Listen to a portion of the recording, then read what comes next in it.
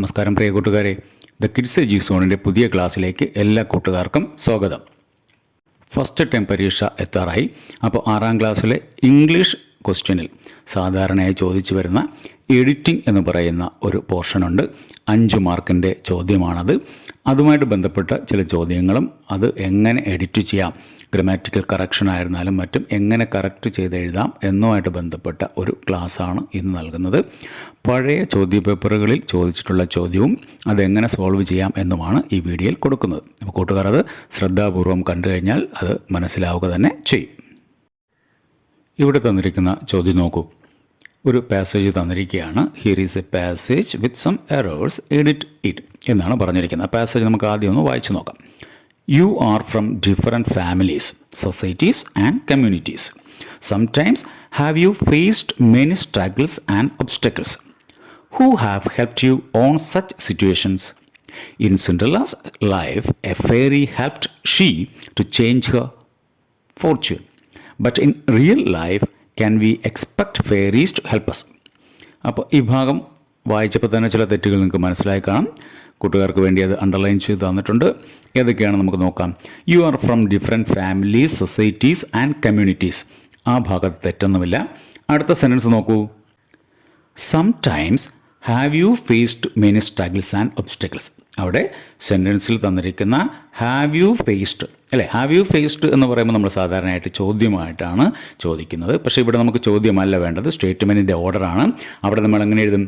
Sometimes you have faced many struggles and obstacles. അപ്പോൾ have you എന്നുള്ളത് തിരുത്തി നമ്മൾ യു ഹാവ് എന്നാക്കി മാറ്റണം. ഓക്കെ, അടുത്ത സെൻറ്റൻസ് എന്താണ്? Who have helped you on such situations.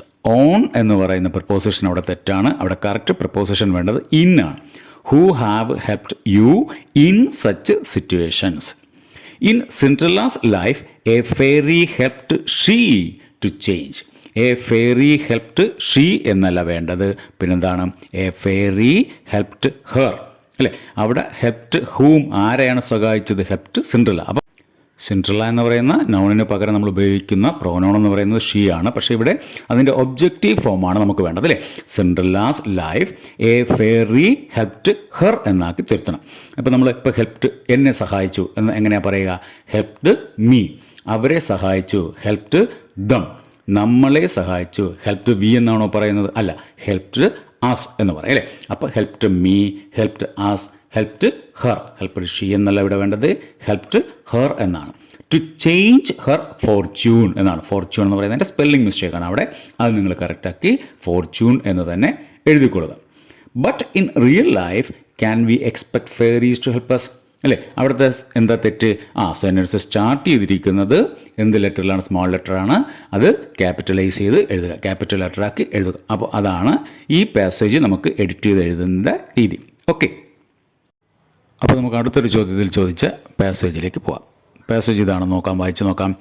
When Appu come out of the house, Durga took a coconut shell him from and expertly got the mix of oil and salt into the mango slices. Here, put out your hand. Didi, are you go to eat all the rest yourself?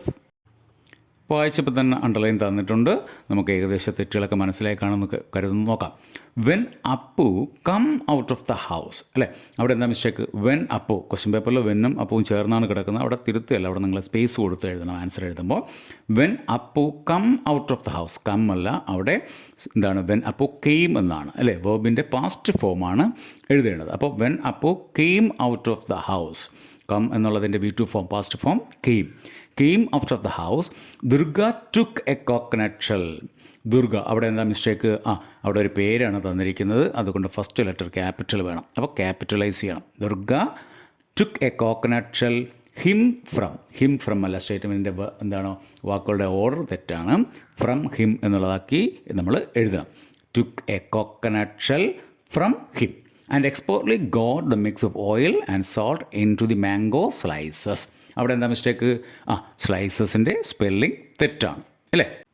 സ്ലൈസസിൻ്റെ spelling SLICES ആണ്.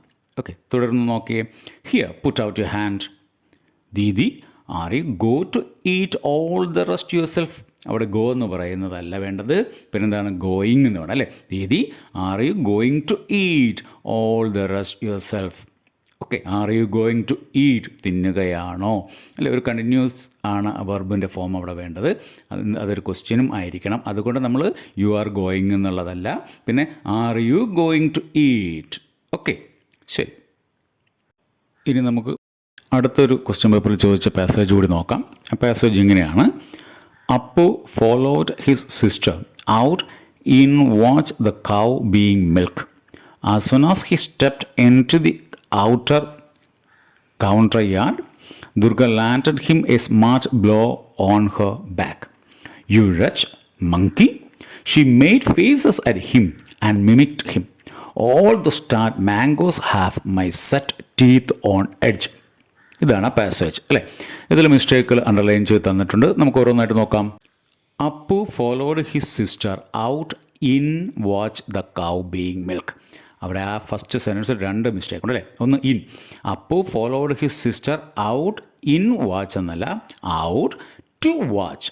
Appu followed his sister out to watch the cow being milk. Being milk എന്നല്ല, the cow being milked അല്ലേ, പശുവിനെ കറക്കുന്നത് കാണാൻ വേണ്ടിയിട്ട്.